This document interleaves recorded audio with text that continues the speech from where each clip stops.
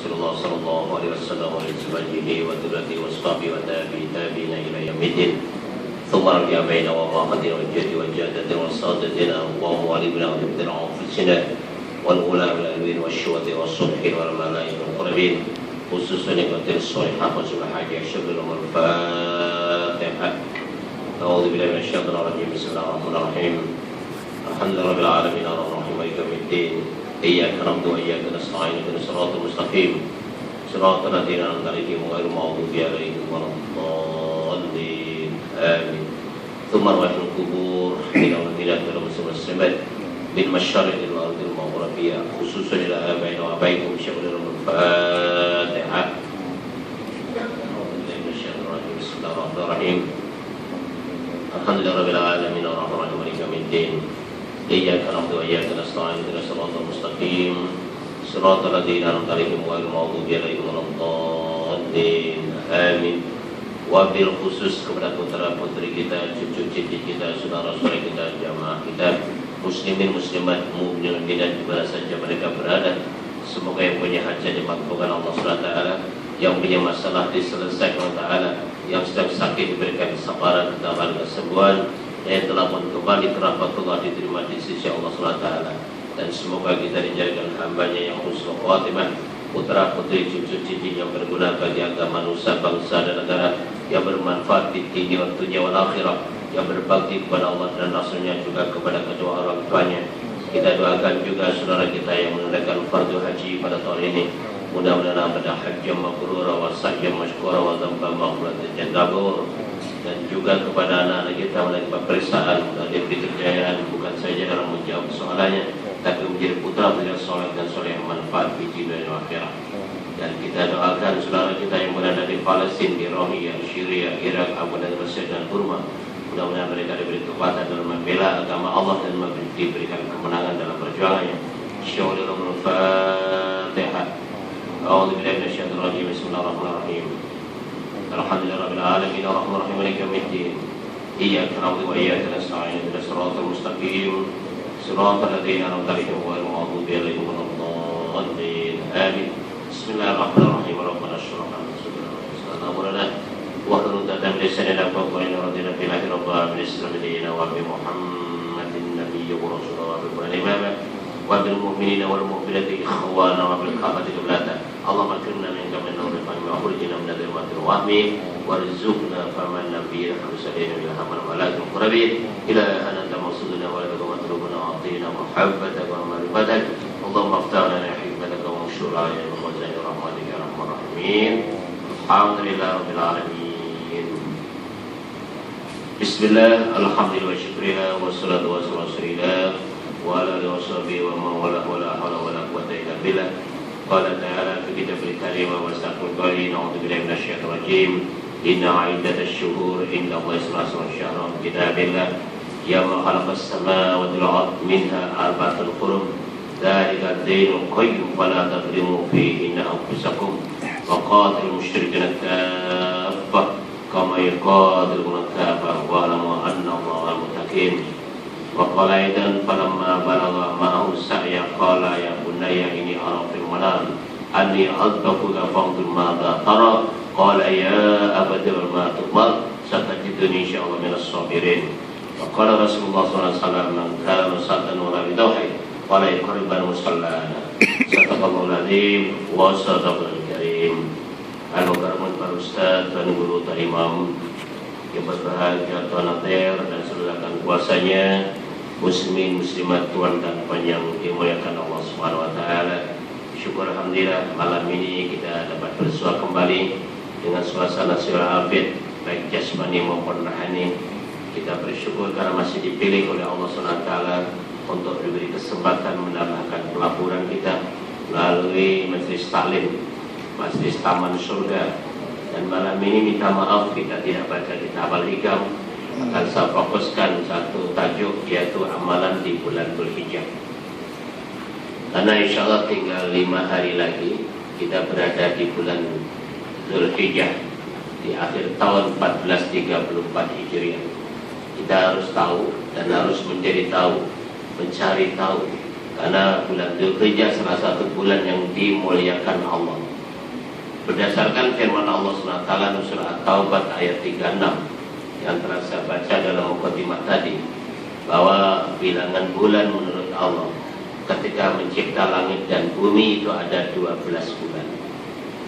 Di antara 12 bulan itu ada 4 yang dimuliakan Allah. Itu disebut dalam Al-Quran, disebut dengan terang, arba'atun hurum, 4 yang dimuliakan Allah. Namun Al-Quran selalunya memberi secara global, ya, secara global. Untuk detailnya kita rujuk pada hadis Rasulullah SAW.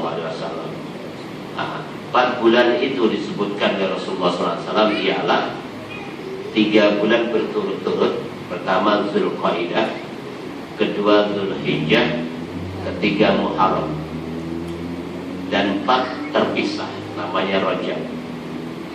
Jadi begitu terang sekali. Dan kita sekarang berada di bulan Dzulqa'dah, akan sudah hampir penghujung bulan Dzulqa'dah, akan masuk Dzulhijjah dan terusnya Muharram. Jadi benar-benar dalam bulan yang dimuliakan Allah. Tetapi sebagaimana sudah biasa saya sebutkan tuan-tuan, mulianya bulan-bulan yang dimuliakan Allah itu akan bermakna kalau yang diberi kemuliaan itu paham. Allah memuliakan terang, Allah Maha Pengasih, betul. Allah Maha Kuasa, benar. Allah Maha segala-galanya, sahih. Tapi persoalannya kita bisa memanifestasikan nggak, merealisasikan nggak bulan-bulan yang dimuliakan Allah itu dalam bentuk pengabdian diri kita, lebihkan sedikit. Kalau enggak ada percuma saja. Seperti yang kita sebutkan dalam bulan Ramadan, itu bulan yang istimewa. Tetapi kalau diumpamakan istimewa itu dalam sekutum bunga mawar merah, sekutum mawar merah. Siapa yang memegang mawar merah itu? Kalau yang memegang seorang yang cantik, ayu, wanita yang kepribadian, maka akan dimasukkan pas, yang begitu baik, dijaga dengan baik. Itu kalau yang menjaga bunga mawar merah tadi, seorang wanita yang salihah, baik. Kalau yang memegang bunga mawar merah tadi seekor beruk, jadi prepeli tonton, hancur lebur, jadi debu, layu sebelum berkembang, rusak. Nah, ini Ramadan sudah saya contohkan. Sekarang juga bulan Dzulqa'dah. Dzulqa'dah itu hanya yang mempunyai prinsip, yang berkepribadian, yang mempunyai jati diri, yang sudah mantap dan mampan pendiriannya. Itu Dzulqa'dah. Sebab sebelum Dzulqa'dah disebut Syawal. Syawal dari kata syala, yashulu syawlan syawalan.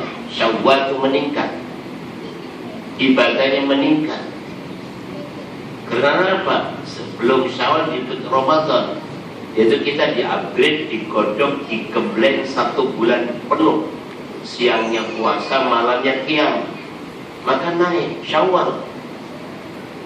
Mestinya dengan kronologi bulan ini masjid-masjid, surah-surah menjadi penuh. Tapi realisasinya lepas Ramadan merudum, anjlok lagi. Bermana bulan Syawal yang jadi Syawal. Syawal itu ya setengah gila, Syawal. Dzulqa'dah kalau sudah Syawalnya pun tidak tepat, Dzulqa'dahnya tidak ada Dzulqa'dah. Jadi dinamakan bulan Laisa Dzulqa'dah itu. Ya tidak punya prinsip, jadi bingung aja. Setidak-tidaknya Dzulqa'dah itu bulan di mana kita berangsur-angsur meninggalkan tumpah darah ini untuk menuju ke Mekah dan Madinah. Bagi yang punya prinsip panggilan labbaik Allahumma labbaik itu berngiang-ngiang tuan-tuan. Ya Allah, mohon mudah-mudahan cepat kami dipanggil Allah untuk bisa menunaikan haji Allah, gitu. Karena dia sudah mendaftarkan ke tabung haji, karena prosesnya begitu.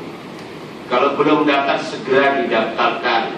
karena ingin segera dipanggil oleh Allah SWT. Ini hasil tukang mengantar tiap tahun, tukang mendoakan saja. Bila kita diantar, bila kita didoakan, itu mesti sebut saja Dzulqa'dah sudah gemuruh jiwanya. Subhanallah, mudah-mudahan depan saya pula yang dipanggil, kan gitu kan. Jadi risau. Dan ataupun sudah proses untuk berkorban siapa, sudah dikira-kira.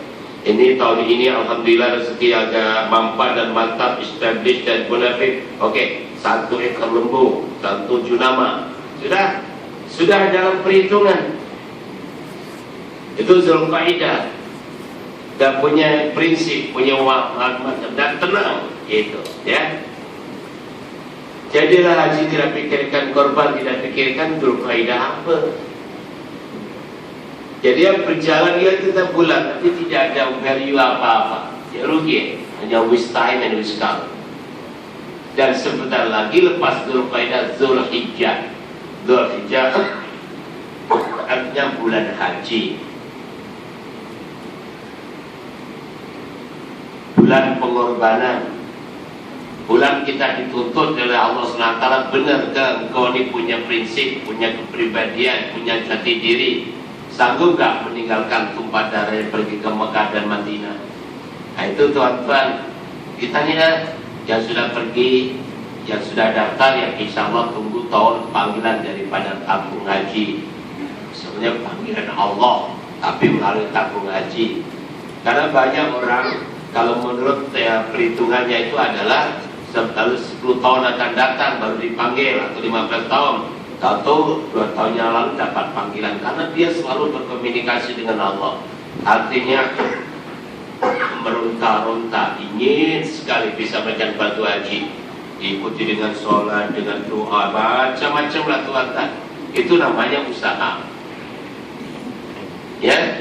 Itulah haji. Jadi kalau boleh saya sarankan secara lagi, tindakan secara profesional. Bahkan anak-anak kita, putra-putri kita yang masih statika, katakan umur 5 tahun, segera didaftarkan ke tabung haji. Insya Allah dapat panggilan 35 tahun akan datang. Sedangkan anak 5 tahun campur 35 jadi 40 tahun. Jadi nanti waktu takal umur 40 tahun sudah dapat panggilan haji. Masih handsome, masih maco, gagah dan ganteng, masih ayu dan anggun, masih kuat. Pergi haji, alangkah bahagianya. Anak-anak yang merasa bangga, terima kasihlah ayah dan mama sudah memikirkan dari kecil lagi itu. Dan setelah jadi bapak, masukkan pula anak kita. Jadi begitulah, ada satu permulaan yang mampan dan mantap untuk mentarbiah putra putri kita. Baik, apa yang terjadi tuan-tuan, itulah Dzulhijjah. Baik, dalam Dzulhijjah ini saya petik dalam sebuah kitab namanya Durratun Nasihin oleh Ustaz Usman Asy'ari Al-Faybawi. Dalam kitab itu bulan Dzulhijjah ada 8 amalan yang perlu kita lakukan. 8 amalan. Pertama, menunaikan fardu haji dan umrah. Yang kedua, puasa sunnah 9 hari. Puasa sunnahnya 9 hari.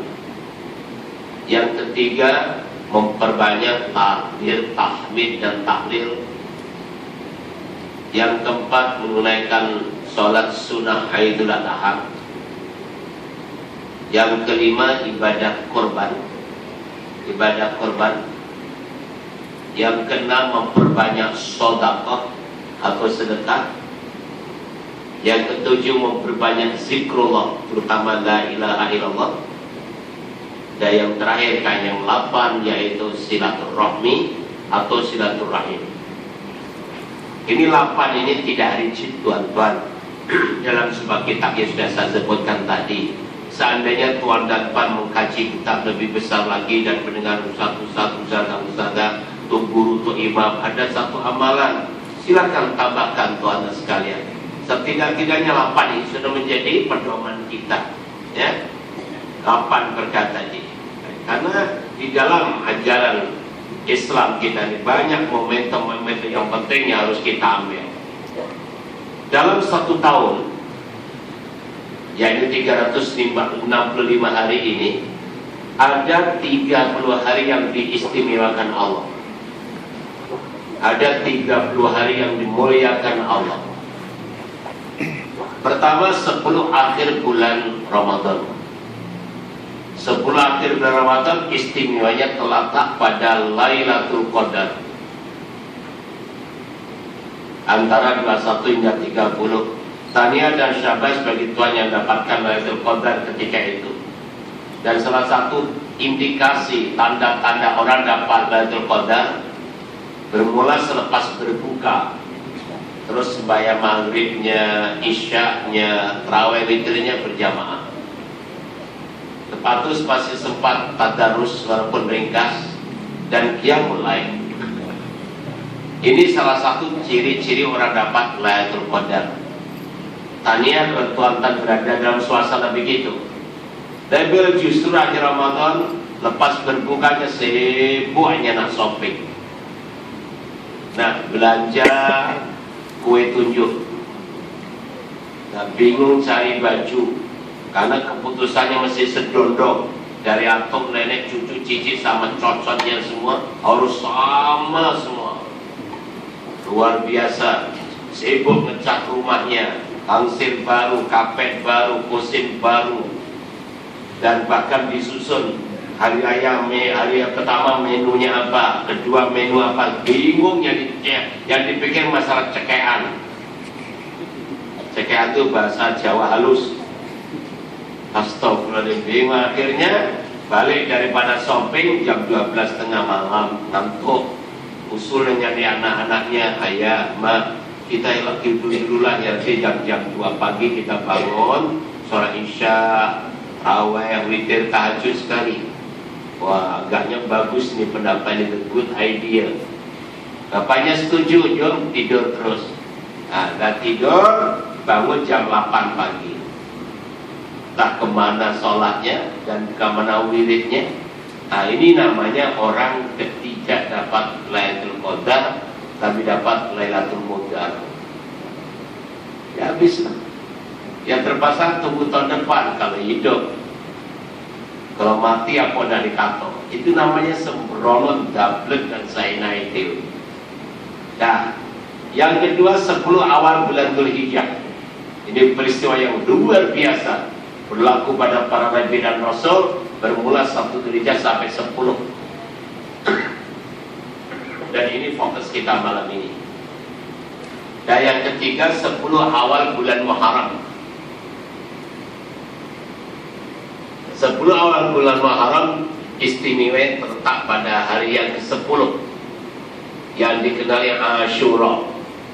Nah, untuk tahu apa Ashura, kita bicara bulan depan, insya Allah. Baik, mari kita kembali kepada bulan Dzulhijjah tadi. Jadi amalan pertama haji dan umrah. Tania bagi tuan dan puan yang sudah bergelar tuan haji dan bergelar puan hajah, tania. Karena kita sudah selesai rukun Islam kita, sudah sempurna sebagai orang Islam. Karena rukun 5 yang terakhir yaitu haji kita pernah laksanakan. Yang belum ya segera tuan-tuan ya. Itu tadi sudah saya ingatkan sebagai mukadimah tadi. Tapi yang belum berangkat, mungkin masih ada yang belum berangkat, nanti beritahu teman-teman dan sebagainya. Bagi haji dan umroh saya ingatkan, karena baru-baru ini tuan-tuan sekalian, sekarang ini berhati-hati kita masuk Madinah dan Makkah. Silap-silap ibadahnya menjadi murad marid nanti. Kenapa? Atas nama pembangunan kita salut, ucapkan syabas dan tahniah kepada Kerajaan Arab Saudi karena membangun masjid begitu indah, begitu modern, begitu bagus sekali. Sekali lagi atas nama pembangunan kita bangga. Tapi jangan lupa atas nama rohani, atas nama pendekatan kepada Allah dalam ibadah, kena berhati-hati, kursus dengan betul-betul. Kenapa begitu? Saya contohkan aja ya, di Madinah. Katakan makam Rasul, ini makam Rasul, bumbung makam, kubah makam Rasul. Dan masjidnya diluaskan terus sampai 1 km atau 2 km nanti. Oke.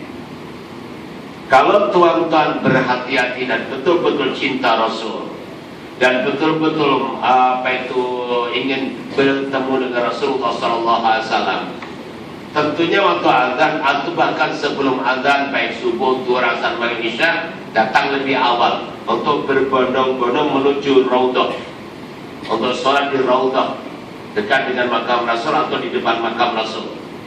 Oke. Atau kalau dah terlambat sebagainya, walaupun duduk di belakang sana, lepas salam terus bergerak menuju ke makam Rasul untuk ziarah. Karena waktu umrah hanya 2-3 hari aja di sana. Jangan kita dah berpuluh tahun nak cintakan Rasul dan berkorban puluhan ribu untuk pergi ke sana. Kalau musim haji diberi masa 8 hari untuk mendapatkan 40 waktu. Tapi ingat, kalau orang itu betul-betul ingin ibadahnya lebih, maka berbagai macam ibadah dilakukan, dan setiap lepas sholat mesti berkunjung ke makam Rasul. Syarikat kita memang menawarkan masjid dengan hotel kita 100 meter aja, betul. 200 meter saja, betul.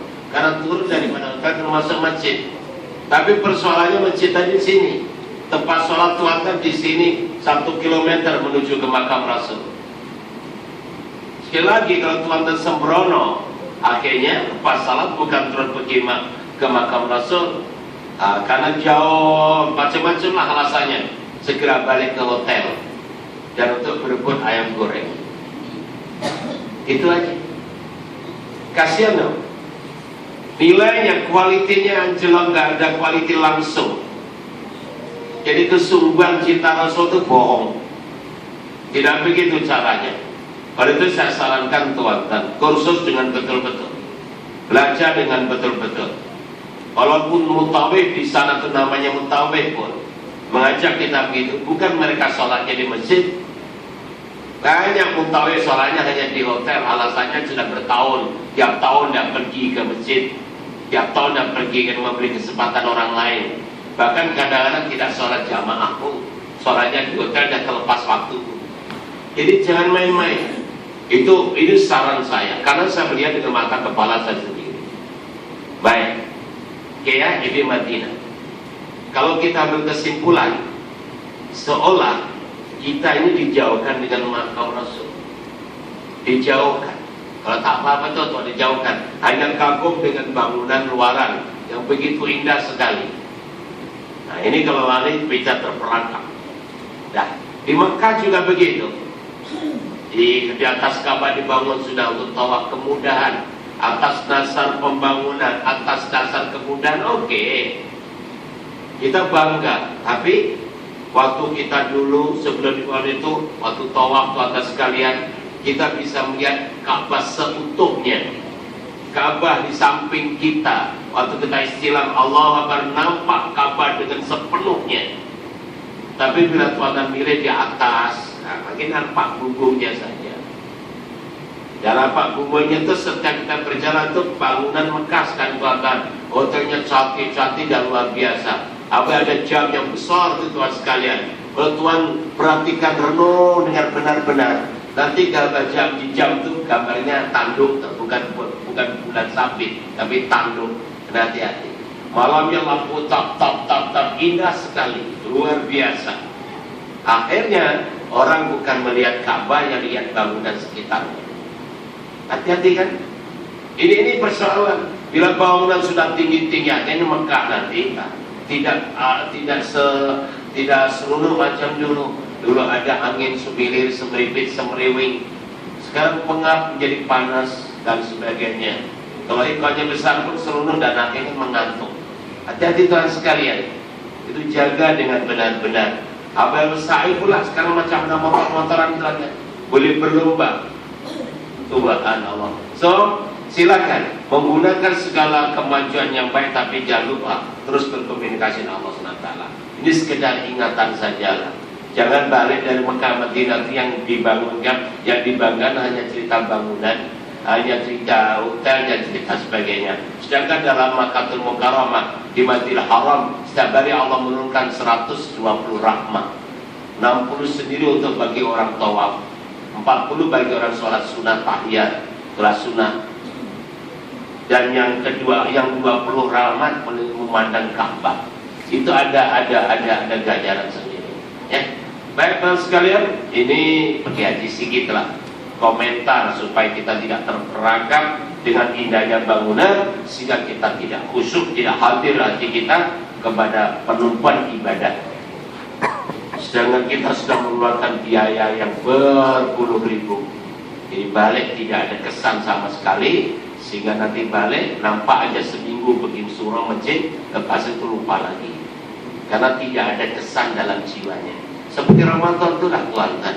Ramadan itu kalau betul-betul puasa, dia mempengaruhi jiwanya, membentuk jiwanya untuk lebih taat kepada Allah, karena objektif puasa mutakin. Tapi rupa-rupanya selepas Ramadan hilang, sebermana puasanya hanya merupakan seremonial, hanya merupakan ritual. Orang puasa ikut puasa, buka, kemudian tarawih, tapi tidak menyentuh jiwa.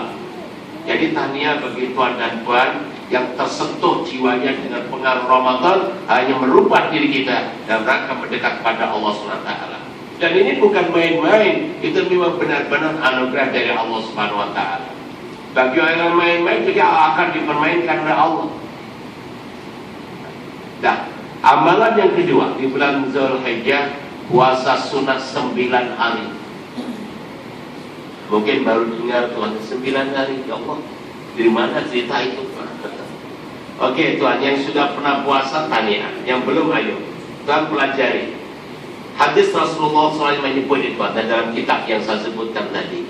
Tanggal 1 Zulhijjah itu peristiwa yang berlaku adalah diterimanya doa Nabi Adam dan ibunda Siti Hawa, sekaligus perjumpaan manusia pertama di Jabal Rahmah.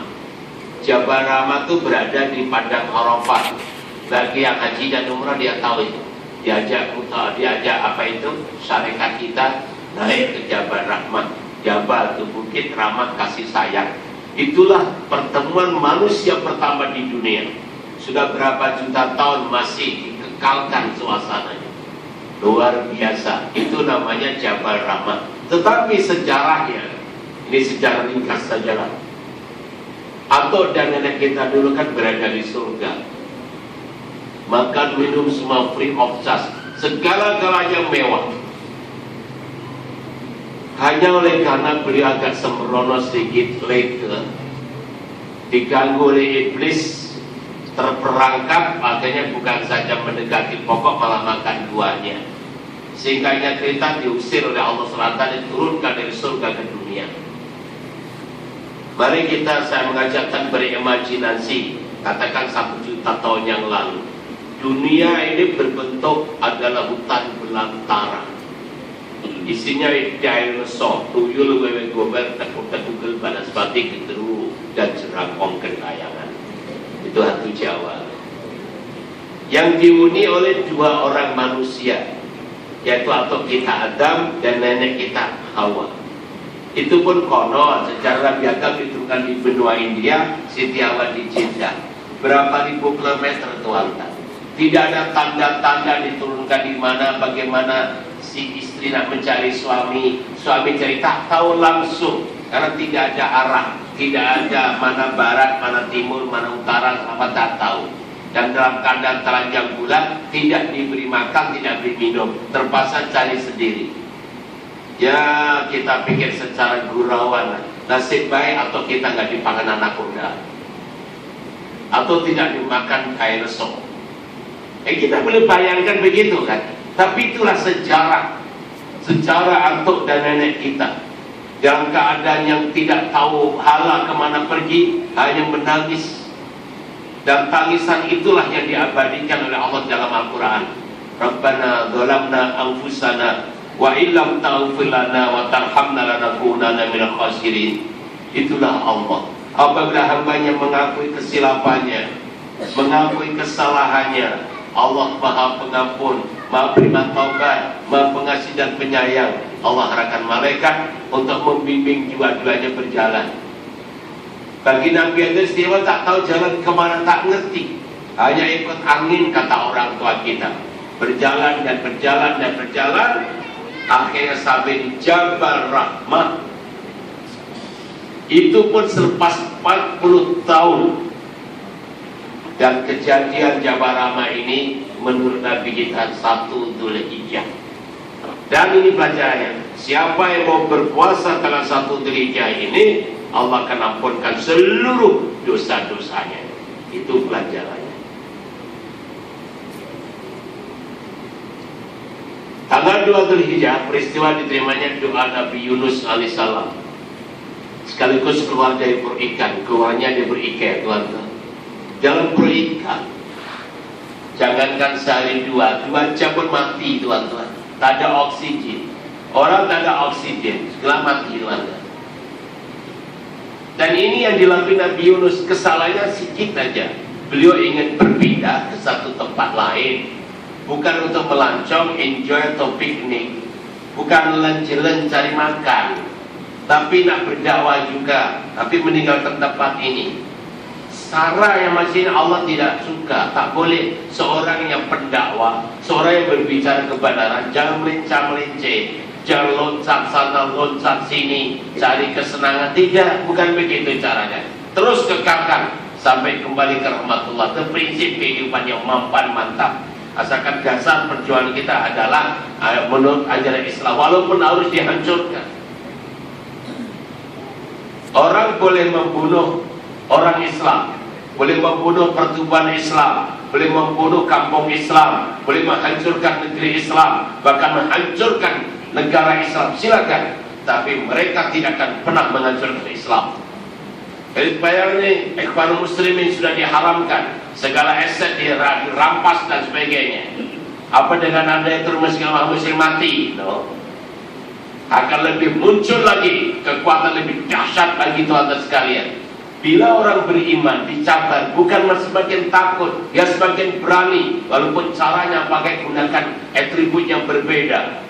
Walaupun tidak disebutkan iman muslim lagi, dia akan bergerak dalam bentuk yang lebih dahsyat.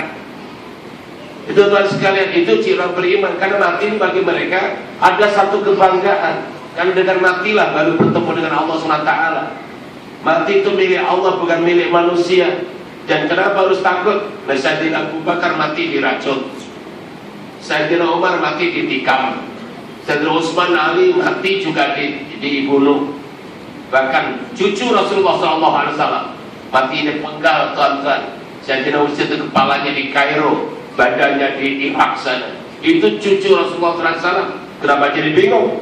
Kenapa jadi takut? Ini masalahnya. Jadi silakan. Begitu mestinya begitu, bertahan, melenceng, loncat sana, loncat sini. Allah panggil ambil tindakan di sini, terus lipat ke laut. Dan telan ikan nodul sekali, ikan paus. Bukan sehari 2, 40 hari paling malam, tak makan, tak minum. Doa aja. La ilaha illa anta subhanaka inni kuntu minadh dhalimin. Mengakui kezaliman. Tidak komplain sana, kalau ya kami zalim ya Allah. Nabi Adam mengaku saya zalim ya Allah. Nabi Yunus saya zalim ya Allah. Allah terima. Akhirnya Allah perintahkan ikan tadi menjadikan, memuntahkan kembali. Dan dimuntahkan kembali itu menurut Nabi jatuh tanggal 2 Dzulhijjah. Dan siapa yang puasa, ini pelajaran lagi. Pada hari itu Allah akan catat ibadah selama 1 tahun. Dan tidak menderhaka sedikit pun pada Allah. Bagi orang sudah berpikir logik, loh, zaman dulu kan belum ada apa tuh kaidah Dzulhijjah apa nih? Betul ke apa yang ceritakan Ustaz? Dzulhijjah Nabi kan taruhnya cuma tahu itu Dzulhijjah 2 bagaimana? Ya tentunya Nabi itu kan berbohong kan. Bagaimana tahu yang malaikat Jibril yang bagi tahu? Jadi dari Allah SWT.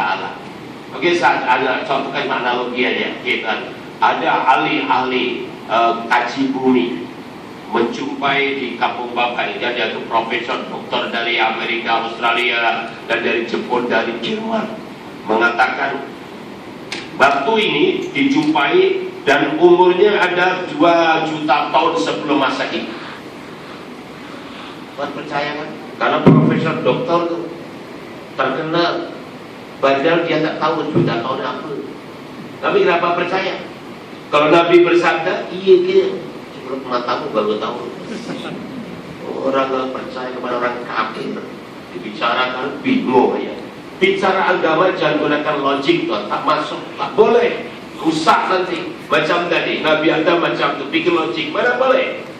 Nabi Yunus masuk dalam ikan, bikin logik, nggak bisa. Ya ada sabina wa ta'na, keterangan. Karena itu tertera dalam Al-Quran. Doa Nabi Yunus tadi diabadikan oleh Allah dalam Al-Quran. La ilaha illa anta subhanaka inni kuntu minadh dhalimin. Ada. Baik. Tanggal 3 Dzulhijjah. Itulah apa itu diterima doanya Nabi Zakaria alaihissalam. Nabi Zakaria juga diuji oleh Allah kali dalam bentuk lain. Berkawin 80 tahun belum dikurniai anak. Waktu kawin istrinya umur 20 tahun sampai 80 100 tahun. Wanita umur 100 tahun. Menurut teori dokter, teori medis, teori medical, sudah menopause. Soalnya tidak akan punya anak. Itu teori manusia. Teori mana orang dokter mengatakan begitu.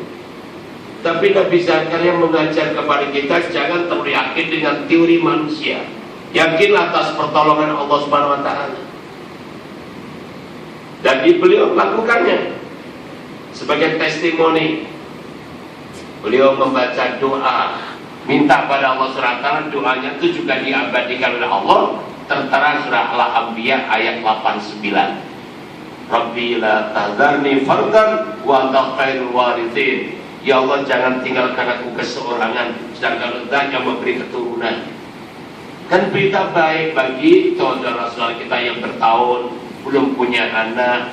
Berita baik ini. Atau teman-teman kita, siapapun kita hadiahkan. Caranya siangnya puasa, baik suami atau istri. Sepanjang puasa ini baca doa. Allah dengan kun fayakunnya bisa aja Tuhan. Yang buktinya istrinya Nabi Zakaria tepat pada tanggal 3 Dzulhijjah hamil. Dan akhirnya lahirlah Yahya bin Zakaria. Ya. Dan kadang-kadang kita testimoninya, ini tasbih Herbalife, testimoninya ini obat ini, vitamin ini, testimoninya, testimoni. Tuhan tak boleh percaya. Ini Nabi Zakaria testimoninya. Ya, yakin. Kalau gitu Ustaz, saya sudah umur 80 tahun, belum gak punya anak, ya coba aja lah. Geram betul aku, ngomel aja. Itu tak sekali dari ini masalah. Ya, oke. Tanggal 4 Dzulhijjah, hari lahirnya Nabi Isa alaihissalam. Nabi Isa dilahirkan. Dan siapa yang berpuasa pada hari tanggal 4 ini akan dibebaskan daripada kemiskinan, kefakiran, tidak akan menjadi orang melarat, Tuhan-Tuhan. Karena Nabi Isa sebagai Nabi simbol orang miskin. Nabi ini macam-macam dah dijadikan contoh untuk kita, Tuhan-Tuhan. Nabi yang paling miskin namanya Nabi Isa. Nanti Allah SWT juga akan berhujah pada 4 Nabi ini kepada orang yang didekil. Pertama, orang miskin yang didekil. Kenapa kamu tidak ibadah? Ai'u babiku, tapi itu paling Nabi Isa. Kamu miskin mana dengan dia? Karena Nabi Isa lahirnya di kandang kambing dan di bawah pokok tamar, Tuhan. Subhanallah. Orang yang kaya raya, yang kopi, orang yang koprat, konglomerat, teknokrat dan keparat itu, yang jam pilih deh, kenapa tidak ibadah? Panggil Nabi Sulaiman alaihissalam. Nabi Sulaiman itu Nabi yang paling kaya, pintu gerbangnya yang emas, intan dan berlian. Orang yang sakit-sakitan, sakit yang tidak ibadah dipanggil ke Nabi Ayub alaihissalam.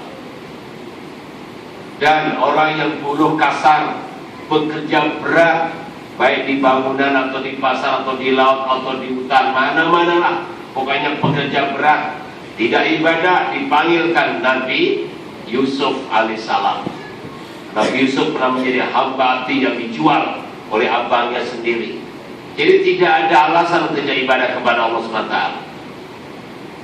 Dan tanggal 5 Dzulhijjah, hari lahirnya Nabi Musa alaihissalam. Nabi Musa dilahirkan. Dan ini sejarah juga luar biasa, karena lahirnya Nabi Musa bersama dengan undang-undang brutal yang dikuatkuasakan oleh manusia paling biadab di dunia, namanya Fir'aun. Dia sudah terlalu yakin dengan bomohnya, maka setiap bayi lahir, bayi laki-laki bunuh. Diarahkan seluruh hospital pusat, hospital negeri, hospital daerah, hospital kampung, klinik-klinik desa, dan klinik satu Mesir. Ketika itu saudara, klinik satu Mesir, mana bayi laki-laki bunuh. Saat di kuatkuasaan itulah Allah melahirkan Musa. Luar biasa Tuhan. Inilah cara Allah. Untuk apa itu? Untuk menjatuhkan pada orang-orang sombong. Sejarahnya cukup menarik sekali. Kalau ditengok anak laki-laki, ini singkatnya cerita, ibunya menghanyutkan ke Sungai Nil dengan harapan ditolong oleh Allah Subhanahu Wa Taala. Tatkala menghanyutkan putranya di Sungai Nil, satu lagi suasana, Siti Asyah permaisuri Fir'aun, digerakkan hatinya oleh Allah Subhanahu Wa Taala, beringin sangat nak pergi ke pinggir Sungai Nil untuk bersiar-siar. Jadi dari sini berangkat, dari sini berjalan, tak temu, tengok terapung-apung, apa itu, panggil dayang-dayang. Cuma apa itu, lihat, dilihat bayi begitu handsome sekali, terus hatinya diluluhkan cinta, jatuh cinta, terus sayang dengan bayi ini. Bawa ke istana, tengok bayi laki-laki. Fir'aun mana mau dibunuh? Siti Asyah sebagai penyelamatnya. Ini perjatuhan Tuhan macam ini. Orang yang paling ditakuti oleh Fir'aun ada dalam istana, dibela dalam istana. Luar biasa. Sekarang juga lainlah Fir'aun baru Mesir ini. Hancurkanlah umat Islam di sana, hancur putra Islam. Tapi saat itu akan lahir satu generasi yang luar biasa, karena sejarah akan berulang terhadap sekalian. Jadi tuan-tuan juga termasuk golongan juga yang jangan mudah putus asa. Sejarah semua ada. Adakah kita termasuk pionirnya dan sebagainya, itu terserah. Yang penting jangan pernah mundur untuk menegakkan kebenaran dan keadilan. Itu mesti bersifat no retreat, no surrender. Rawi-rawi atas, malam-malam putung. Adios ora et labora. Itu. Ini mau kasih duit aja, tak apa. Bio, mana ada. Gitu ya. Siapa yang puasa pada tanggal 5 Dzulhijjah ini akan dibebaskan dari sifat hipokrit, dibebaskan dari siksa kubur dan menjadi pemberani untuk membela kepada keadilan di muka bumi ini. Hanya takut kepada Allah Subhanahu Wa Taala. Nah, itu tanggal 5. 6 Dzulhijjah, hari diterimanya doa para nabi dan rasul. Kebanyakan para nabi dan rasul berdoa tanggal 6 Dzulhijjah ini Allah kabulkan.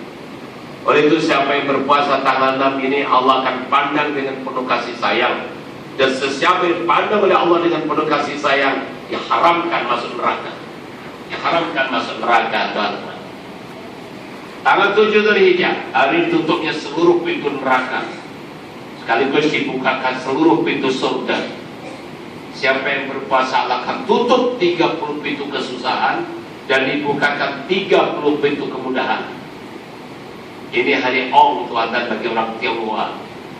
Jadi orang businesswoman bagus ini. Tuhan yakin atas pertolongan Allah SWT. Ajak staf-staf yang terpenting untuk berpuasa. Nanti menjelang berbuka, sama ada di rumah atau di pejabat atau di mana diadakan, silakan. 1 jam sebelum berbuka, dah siap-siap pada hari ritual peribadatan kecil. Dah wudhu semua, membaca surah Yasin, membaca surah Al-Waqi'ah, membaca Al-Maghfurah, zikir munajat, asmaul husna, sholawat nabi dan doa.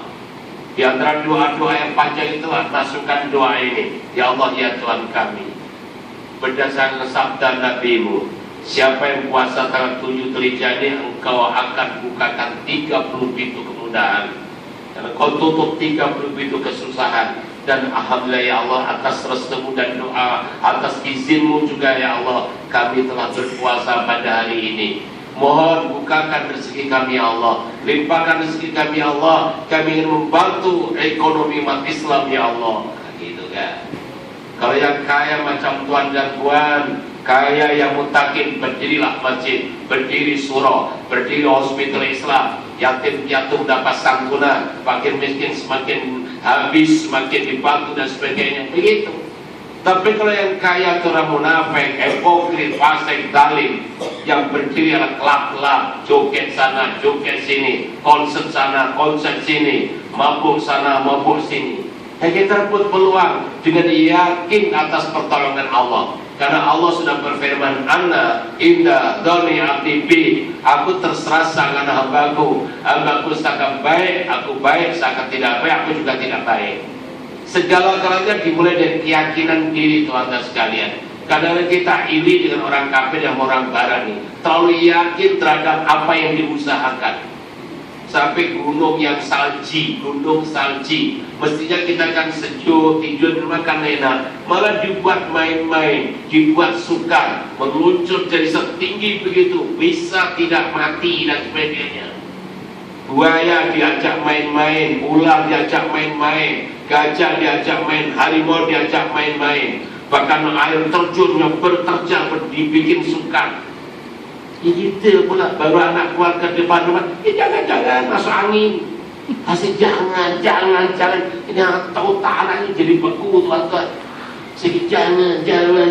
Akhirnya berbicara kebenaran pun takut, atau mengkritik orang yang jahat pun takut. Mana boleh? Itu persoalan tuan-tuan sekalian. Mesti berani, dan itu modal utama. Para nabi, para rasul taruhannya nyawa tuan-tuan. Akhirnya berani, terus Allah akan beri jalan keluar. Ya, yaitu salah satu di antaranya. Jadi coba yakin kepada pertolongan Allah SWT. Yakinnya kepada Allah. Kalau Nabi sudah bersabda, kalau Nabi tidak bersabda, tak usah dilakukan begitu, tetapi bismillah. Kalau setelah kita iya ke, insya Allah tidak pernah sukses tuan. Oke, tanggal 8 Dzulhijjah dikenal hari Tarwiyah. Tarwiyah itu hari bingung, hari ragu-ragu. Orang Jawa cakap hari confused.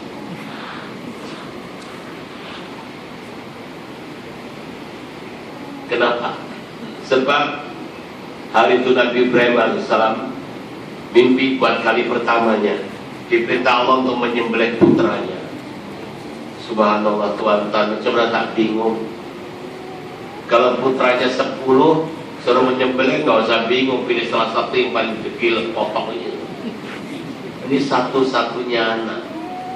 Dan Nabi Ibrahim berpisah dengan putranya Ismail ini. Ini sejarahnya ini kan sebagai tuan-tuan. Waktu Ismail dilahirkan, konon baru 7 hari lah. Orang kita cakap cukur jambul atau sedang akikah. Allah perintahkan Ibrahim, tinggalkan putra dan istri kamu, pergi ke Syam, sekarang di Syria, untuk meneruskan dakwah di sana. Gimana rasanya Tuhan? Coba Tuhan berpikir sedikit, coba bagaimana perasaan. Sedangkan Nabi Ibrahim sangat inginkan putra. Tertera dalam Al-Quran surah apa itu? Surah Sofat ayat 100 tuh. Rabbi habli minas sholihin, ya Allah beri kami anak-anak yang soleh. Dijawab oleh Allah dan 101 wa basyir bi ghulamin halim, akan diberikan dan gembira dapatlah anak yang halim, yang baik, yang lembut, yang bijak dan sebagainya. Tapi ayat 102 nanti ini perintahnya itu falamma balagha ma'u saya qala ya bunayya ini ara fil manam anni albabuka fanzur madza tara qala ya batil matumar satajidni insyaallah minas sabirin. Dan dapat anak macam itu diperintah pula pergi. Apa pula rasanya Siti Hajar bagi seorang ibu saat keibuannya itu? Siti Hajar yang anaknya baru 7 hari ditinggal suaminya, waktu naik lambang tak apalah, tak boleh ya, ini perintah Allah, sabarlah.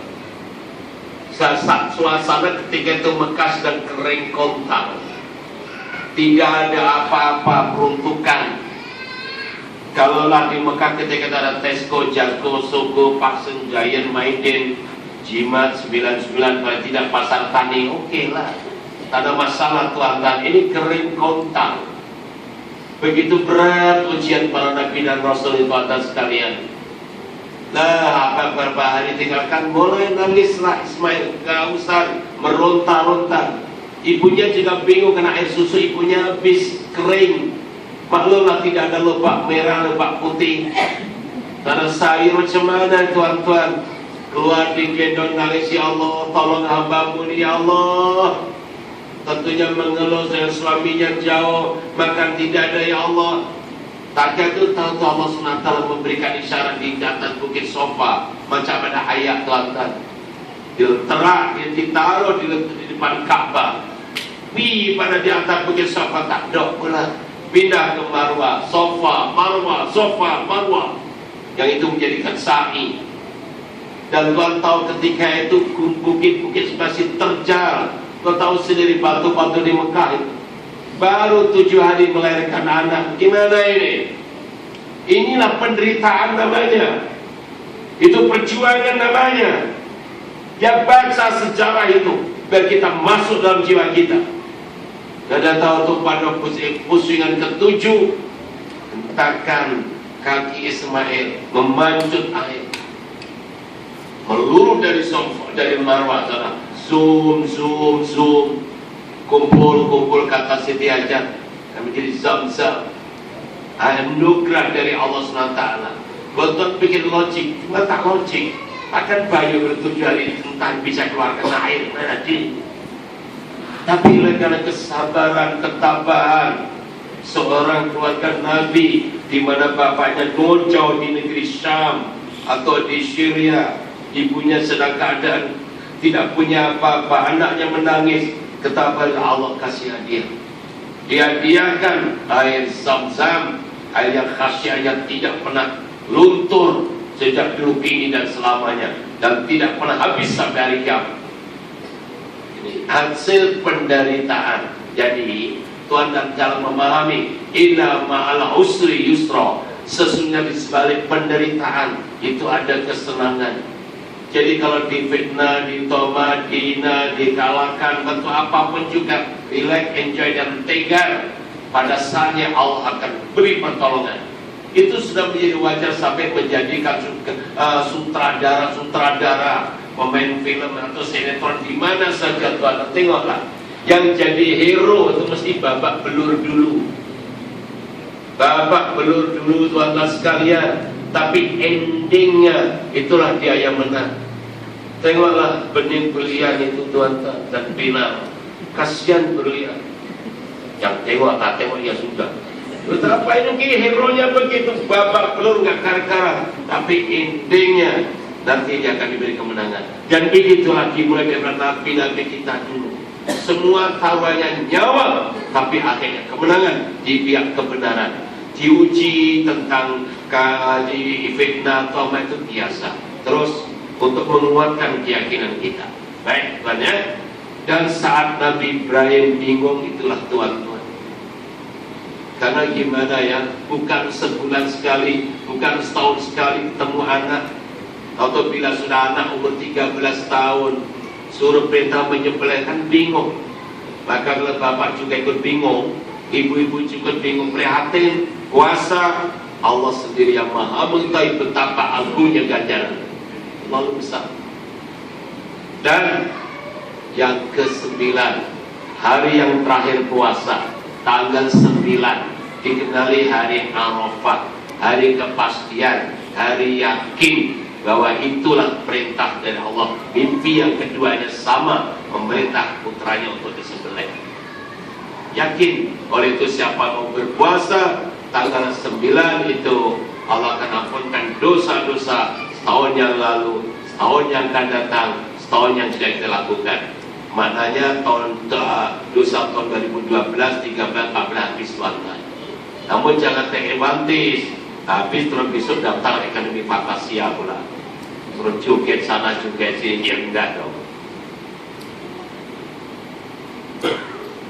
Tanggal 10 Dzulhijjah, dari keramat, dari luar biasa, dikenali Yaumul Adha atau Yaumun Nahar, hari penyembelihan. Pagi-pagi Nabi Ibrahim pada putranya, yang saya sebut ayat tadi, surah As-Saffat ayat 102. Sina, tadi malam bapak mimpina, diperintah Allah untuk menyembelih kamu. Apa pendapatmu? Subhanallah tuan-tuan, Ismail kita umurnya 13 tahun. Dari mana 13? Falama balagha ma'au sa'ya. Tatkala Ismail umurnya sudah sampai diajak bekerja. Diartikan oleh mufasir umur sekitar 13 tahun. Baik, kalau anak umur 13 tahun dan perempuan belajar psikologi remaja, psikologi kanak-kanak, anak umur inilah sudah mulai berubah hormon. Emosinya sudah meluap dan egonya sudah tinggi. Dia ingin jadi hero, sudah mulai melawan cakap papa dan mamanya. Sudah tidak suka duduk di rumah, tidak suka diatur, dia mau jadi hero. Itu anak seumur 13 tahun ini. Luar biasa, Allah mencontohkan satu perjuangan yang luar biasa. Ismail dipanggil, "Wahai nak, apa pendapat kamu? Anak ini sudah mature, walaupun baru 13 tahun, atas didikan ibunya Siti Hajar. Walaupun ayah tidak ada di sampingnya, ibunya serius mentarbiah putranya sehingga bisa membezakan, bisa memilih antara perintah Allah dan perintah manusia." Keluar dari mulut anak muda ini, "Ya abati fa'al ma tu'mar, satajiduni insyaallah minas sabirin." Abah, kalau memang itu perintah daripada Allah, ayo silakan. Insyaallah ma'al sabar ayah. Silakan sembelih, korbankan. Subhanallah, Tuhan luar biasa. Bila sudah pertujuan dari anaknya, terus diajak pergi ke Mina. Subhanallah, ujian lagi Tuhan. Sudah mau disembelih pun masih diajak jalan kaki ke Mina. Dari Mekah ke Mina itu lebih kurang 7 hingga 10 km Tuhan. Ya Allah, jalan lagi. Di pertengahan jalan diganggu oleh iblis rahmatullah, supaya tidak ada terjadi penyembelihan. Maka Nabi Ibrahim mengambil batu dan melempar. Memang setan sejak dulu, kini dan selamanya gitulah gayanya. Kalau ada orang mau taat, dia paling gatel tuan. Bingung untuk menggagalkan. Tapi supaya kita tidak gagal, supaya bisa menggagalkan kita, mesti dilawan. Karena makluman daripada Allah sudah jelaskan dalam surah Yasin ayat 60.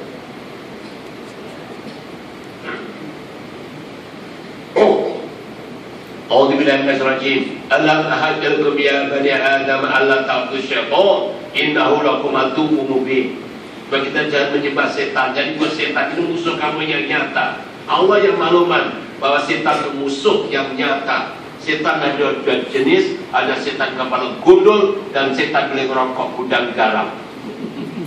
Jadi kalau itu musuh, lawan, tetap lawan. Mesti jangan tak boleh itu.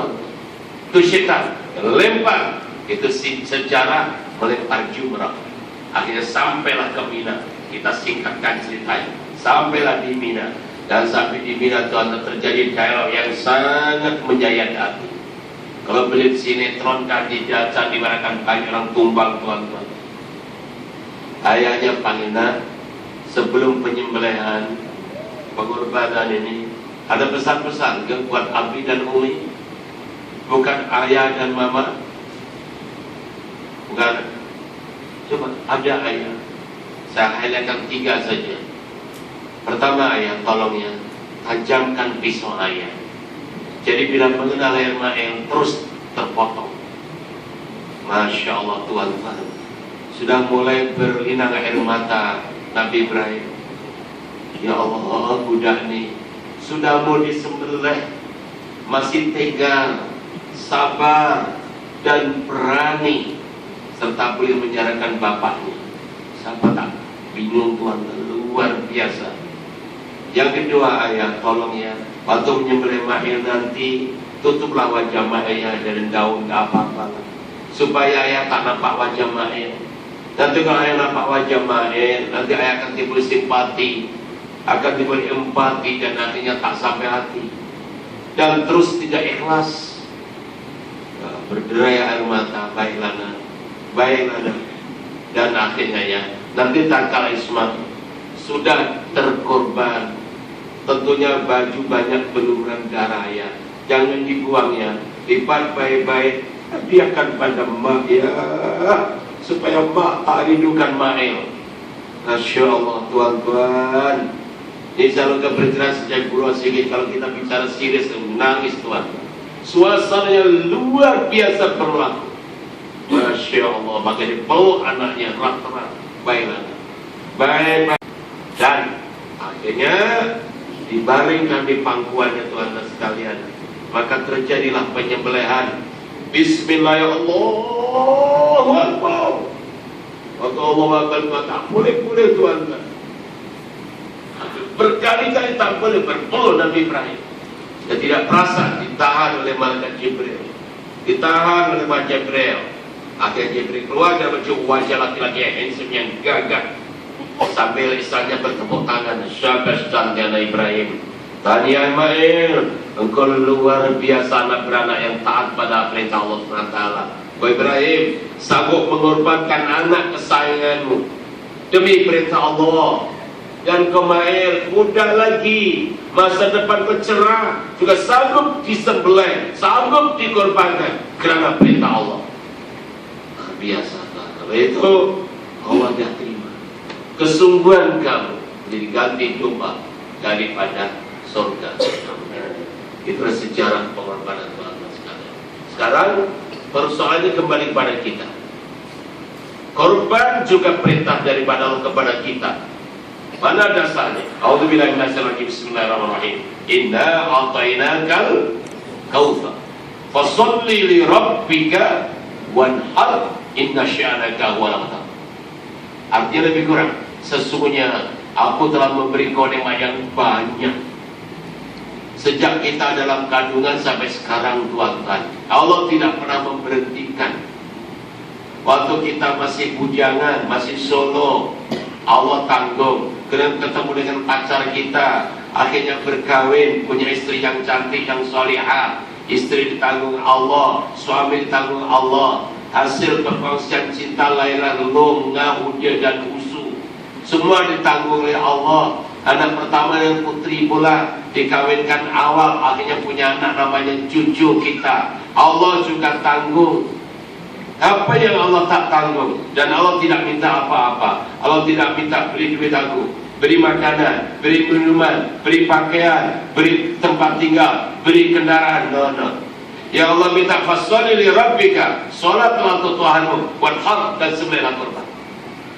Jadi atas dasar ayat ini setengah daripada ulama tuan-tuan, kurban itu wajib.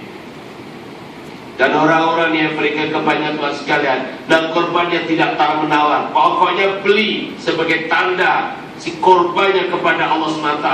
Mereka memahami arti korban itu adalah pendekatan kolib.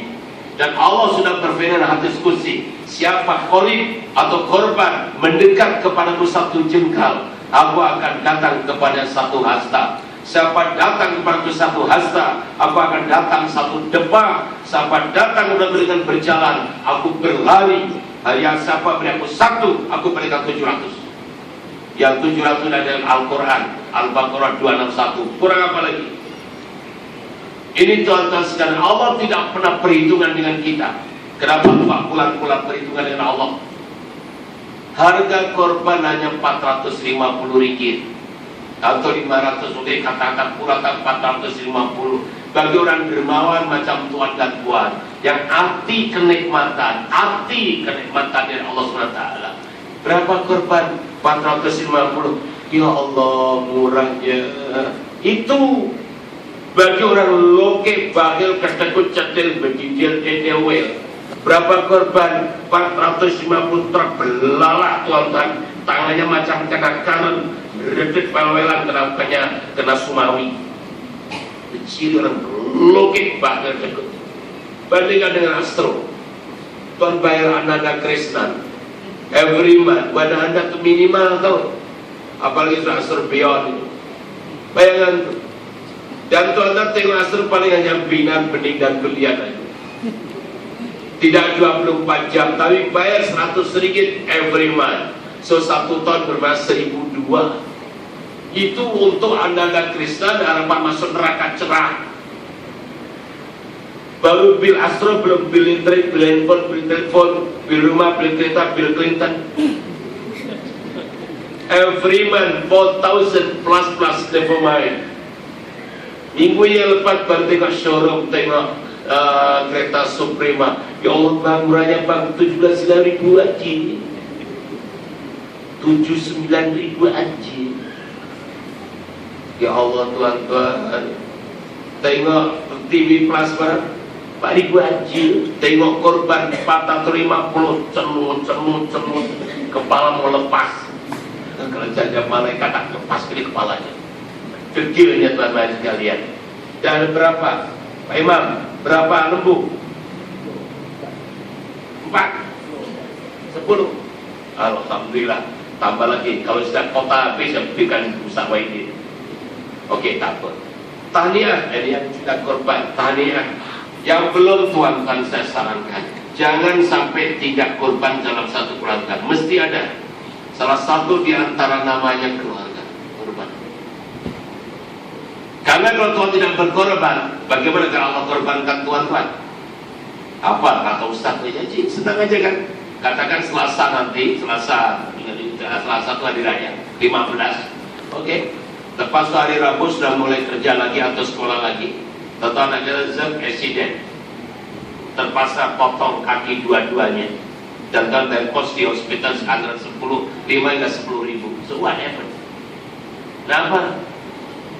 Karena itu ada logik wakil kedekut untuk 450 tahun keluar harus keluar sekian. Belum rumah sudah diceroboh orang, kereta dicuri orang, motosikal dicuri orang, teruk nanti tuan-tuan. Ditolong dong, kembalikan pada Allah. Karena tak kala binatang dikorbankan Tuhan, tengok ya. Ini apa lembu dipotong oleh Tuan Imam atau siapa yang menyembelih. Bismillah ya Allahu Akbar. Tetesan darah pertama sehingga terakhir. Dagingnya, kulitnya, tulangnya, bulu-bulunya memintakan ampun dan mendoakan dari korban dan keluarganya. Ini dalilnya. Meminta atau mendoakan pada korban dan keluarganya. Dan lebih dahsyat lagi, bila dari potong lillahi ta'ala, Allah terima, Allah simpankan, Allah tongkok tambah, dan Allah balikan milik engkau. Kita korban 1 ekor, Allah balikan 700 tuan-tuan.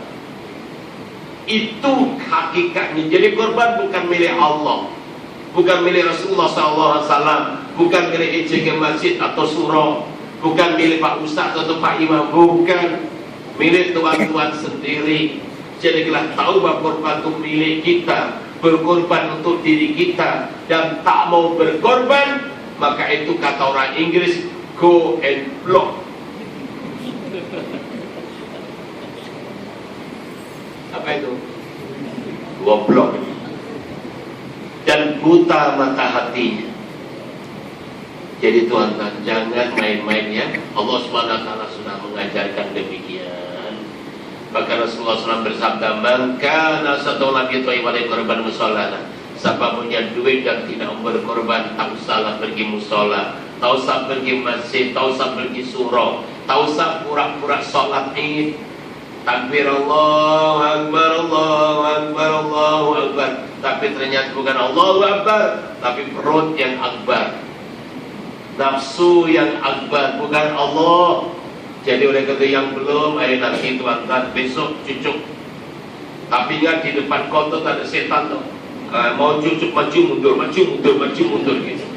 Tapi kalau untuk beli sesuatu untuk makanan, beres saja. Jadi jangan sampai bermain-main dengan korban itu sendiri.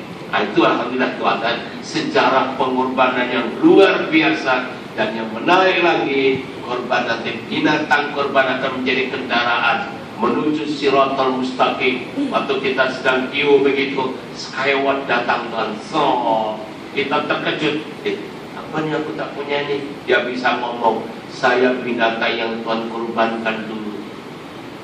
Jangan bermana kalau korban banyak, nanti akhirnya lembunya banyak, saya numpang mana. Bukan begitu cara pengertiannya. Ya Tuhan banyak, lembu harganya berapa? Kan kendaraan juga satu. Oh ini kancil harganya gini, Magwis sekian, Suprema ini, Posona ini, harganya Mercedes ini, BMW begini, Rolls Royce begini, kan satu juga, 4 seat juga, tapi harganya berbeda-beda. Kalau Tuhan banyak berkorban, maka menjadi Skywalk. yang akan membawa tuan-tuan seperjalanan sana. Ingin bukti? Silakan masuk kubur sekarang. Keramaian saudara sekalian.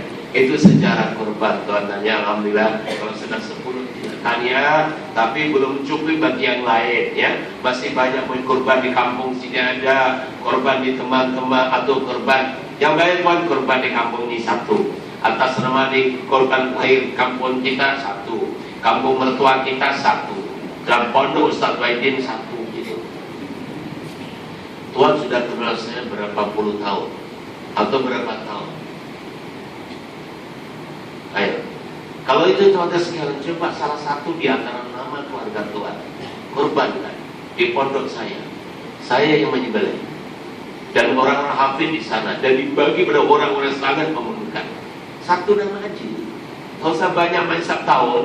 Nama tahun ini bapaknya, tahun depan mak, tahun depan lo, tahun depan enggak, udah usul aja lah. Insya Allah tak pernah titik.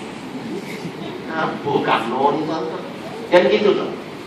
Jadi masa itu oke, saya ada 4 kekosongan, 4 bagian, bukan 4 lembu. 4 kalau mau ikut. 400 sini berapa? 450 ya? 440, 80, murah sih kita ya, alhamdulillah. 480, mana yang penting tuan kurban jangan tengok harganya. Tengok tuan nanti nilainya di sisi Allah SWT. Karena Allah tidak pernah atau apa itu berhubungan dengan kita. Jadi kalau tuan mau menggabung, mungkin sini sudah tutup. Kalau belum tutup teruskan, silakan tuan. Binatang kurban dagingnya dimakan siapa saja boleh, bukan misalnya fakir miskin. Tuan-tuan pun boleh, tuan-tuan sekalian ya. Sejarah kurban Tasyrik, hari Tasyrik 11, 12, 13 itu begini tuan ya. Di Mekah saya contohkan, di Mekah yang haji tahun itu 3 juta, katakan begitu. 1 juta yang kurban, 2 juta tidak. Jadi ada binatang terkorban di Mina 1 juta. Ya Allah tuan-tuan, ketika itu nggak ada teknologi canggih, sekarang sudah ditingkatkan senang. Setelah disembelih, akhirnya dilapa-lapa, ditaruh di atas batu-batu. Di atas taruh di atas batu itulah namanya mengeringkan atau tasyrik, dari tasyrik. Dan itu pun malamnya belum tentu, kalau dia ada mungkin datang binatang buas makan dan sebagainya. Ala kulihat, tak ada masalah. Yang penting tuan-tuan korban lillahi ta'ala begini. Jangan memikirkan siapa yang makan dan sebagainya, tak ada masalah. Apalagi kalau kita tahu yang makan orang-orang yang memerlukan, seperti kawan kami itu, dia setahun sekali makan dan hanya korban dapat 1/2 kilo, itu sudah besar tuan-tuan. Kebanyakannya suku kilo saja. Oke ya, itu kita bantu dan sebagainya. Senang aja tuan-tuan. Salahnya paling senang begitu saya sarankan mulai tahun depan. Nah, kalau tahun ini ada, sudah ada. Di antara tuan-tuan, satu nama yang mesti kita baikkan pondok, insyaallah. Dan murid kami sekarang sudah semakin ramai, semakin bagus, dan rakyat masyarakat di kampung-kampung, tuan-tuan tengok sendiri datang sana, biar lihat dengan mata kepala sendiri. Itu sejarahnya. Jadi terserah sebetulnya di mana saja tuan-tuan. Cuman saya merayu di antara tuan-tuan yang sudah begitu mampan, maka itu buat sekali daripada keluarga kita. Satu saja, nggak usah banyak-banyak. Kalau bisa 1 lembu lagi best of the best, ya itu baik. Kalau tidak, oke ya. Jadi tuan-tuan sekalian, pada hari itulah hari ini kita bicara tentang bulan Dzulhijjah. Saya terlupa sedikit tuan-tuan, setback sedikit ya. Dalam puasa 9 hari tadi, dalam kitab itu Asy-Syarih, Ustadz Sufyan As-Tsauri, Al-Alamah Sufyan As-Tsauri. Sufyan As-Tsauri itu guru daripada Imam Maliki, dan Imam Maliki itu gurunya Imam Syafi'i. Luar biasa latar belakang ulama ini. Beliau satu malam di bulan Dzulhijjah itu berjalan di Basra. Tahu-tahu nampak dari kubur cemerlang tuan-tuan. Imam As-Tsauri, Sufyan As-Tsauri ingin melihat. Tahu-tahu sampai kubur ada suara yang memanggil, "Hai Sufyan, kalau kami mendapat anugerah seperti itu, jangan tinggalkan puasa 9 hari di bulan Dzulhijjah." Yang berbicara seorang ulama besar tuan-tuan. Itu ceritanya ditulis dalam kitab yang muktabar. Terserah pada tuan-tuan sekalian. Pilih yang mana dalam puasa tadi 9 hari, pilih yang mana. Kalau saya sarankan pilih semuanya.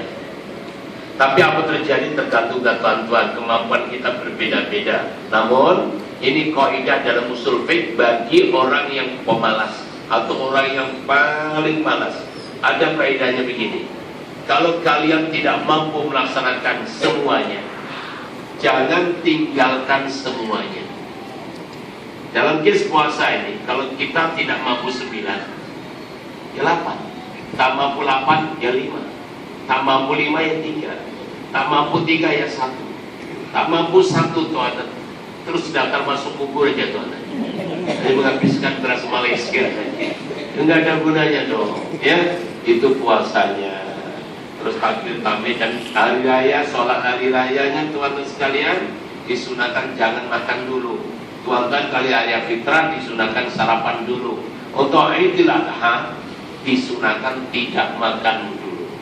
Untuk apa? Nanti kalau selepas sholat dengan khutbah dalam keadaan perut lapar, tuan-tuan keluar dari sholat itu nampak lembu, ikan, ditambat sana, kambing tambat sana, akan timbul simpati. Alhamdulillah ya Allah, salah satu di anak itu ada nama saya, ada nama keluarga saya. Atau ya Allah, ramainya orang sadar di kampung ini tahunnya ya Allah. Itu orang kalau lapar tuan, otaknya bening, jernih. Tapi kalau kenyang dengan khutbah pun dah tidur, keluar daripada masjid tengok lembu, alamak kurusnya itu aja. Ada apa? Oleh karena itu kita coba tingguhkan simpati kita untuk menjadi orang yang dermawan. Dan korban termasuk sodakoh. Setiap Sabtu ketul Allah akan balas 1 gunung Uhud. Itu spesial di bulan Dzulhijjah. Luar biasa ya. Lepas itu silaturahim. Dan silaturahim ini tuan-tuan sekalian boleh datang kepada surat teman, atau tuan-tuan masak yang enak-enak datangkan teman-teman. Itu silaturahim juga. Enak sekali ya. Jadi alhamdulillah itulah tuan-tuan sekalian yang perlu kita lakukan pada bulan Dzulhijjah. Mudah-mudahan kita diberi kekuatan oleh Allah Taala bisa melaksanakan puasa dan berkorban. Lagi bagi tuan yang menggabung kepada saya, silakan ya. Jumpa dengan Tuan Imam saya sendiri. Baik, biasa sebelum akhir kuliah biasalah pimpin tuan-tuan. Terima kasih atas bantuan tuan-tuan kepada pondok kami. Pondok kami sudah 95%, dan ini apa itu yang sebelah ini adalah Wisma Malaysia ini sudah sepenuhnya disiapkan tuan-tuan, sudah bagus, tidak gambar seperti ini sudah baik, dan tuan-tuan tinggal menunggu kunjungan tuan-tuan. Bila-bila masa saja boleh lihat sana, dan murid-murid kami sudah mulai banyak, dan kalau saatnya tuan-tuan sudah tidak ada tanggung jawab memberikan putra-putra begitu, ada sana orang-orang yang sudah hafid, yang sudah hafid dan sepenuhnya lah. Nah, menjadi tuan-tuan jadi anak angkat silakan, ada di sana, pilih sendiri dan sebagainya. Baik tuan ya, ini semua gambar-gambar ini nampak pondok ini adalah ada nama tuan dan puan, nama dari sini, tapi dengan yang derma lah, yang tak derma mana ada, yang tak ada. Yang derma, alhamdulillah, tapi tuan-tuan dan dermawan yang luar biasa. Termasuk tuan-tuan ya, pada hari raya fitrah yang lalu tuan-tuan sekalian, saya balik dengan ada orang minta mendingan pondok, karena pada waktu bulan Ramadan yang lepas beliau ini tidak sempat dapat misa, maka harus pergi pondok. Salah satu di antaranya bekerja KLIA Holding. Bila melihat pondok ini tuan-tuan, dia tidak percaya kalau ini bantuan dari rakyat kita, jamaah, disangka ini daripada bangunan bantuan Arab Saudi. Saya terangkan pada beliau, saya setiap ngaji inilah modalnya. Ini modalnya tuan-tuan. Jadi kewajiban saya bawa kotak, kewajiban tuan isi kotak. Berapa terserah, RM1, RM5, RM10 jadi ini. Katakan tidak mau tuan-tuan. Jangan mungkin sangatlah. Kalau tuan-tuan tidak mau derma pun. Banyak yang mau derma. Saya memberi kesempatan tuan-tuan biar ada nama di sini. Ini bukan milik saya. Saya sudah wakafkan milik kita bersama, milik tuan dan milik saya sama-sama. Tidak bisa mengaku milik saya, sudah milik kita. Jadi ini modalnya tuan, betul. Saya bila dibangkitkan begitu, saya pun terkejut tuan. Iya ya, dari mana bisa bangunan begitu besar sekali? Padahal modalnya ini aja tuan, nilai ta'ala tuan. Setiap mengaji dapatnya ini aja. Jadi tak wajib, ini dibantu oleh malaikat. Saya rujuk pada guru saya. Oleh karena Ustaz mencarinya di masjid-masjid, di surau-surau yang menderma untuk orang-orang orang ikhlas dibantu oleh ribuan malaikat. Alhamdulillah teman-teman, inilah milik kita. Jadi oleh itu Tuhan jangan pernah berhenti membantu pada kami sampai bila sampai Tuhan mati atau saya mati. Insya Allah, dan kita ketemu di akhir nanti. Wallah, kita lihat. Jadi ada dua, sumbangan dan korban. Yang mau, yang belum mau tahun ini depan dan sebagainya. Ya, yang penting Tuhan beri saya sebelum tanggal 5 Oktober. Kami akan berangkat balik sebelum itu ya. Kalau lebih daripada itu nanti Tuhan ya insya Allah bila-bila. Oke, terima kasih. Mari kita berdoa. Semoga diri kita, keluarga kita, masyarakat, bangsa, negara kita aman, tentram, sejahtera, batatun, taibatun, wafakun, dan kita bisa melakukan ibadah di bulan Dzulhijjah sekaligus meningkatkan ibadah kita mudah diterima oleh Allah SWT. Al-Fatihah. A'udzubillahi minasyaitonir rajim. Bismillahirrahmanirrahim. Alhamdulillahirabbil alamin arrahmanirrahim maliki yaumiddin. Iyyaka na'budu wa iyyaka nasta'in ihdinas siratal mustaqim. Siratal ladzina an'amta 'alaihim ghairil maghdubi 'alaihim. Bismillahirrahmanirrahim. Zid 'ilman nafi'an wa amal shalihan wa rizqan halalan wa tayyiban. Allahumma dakhilna fi rahmatika wa tasajidika wa jalna min ladunka sultanan nasira bi rahmatir rahmanir rahim alamin. Taqabbalallahu minkum. Assalamualaikum warahmatullahi wabarakatuh.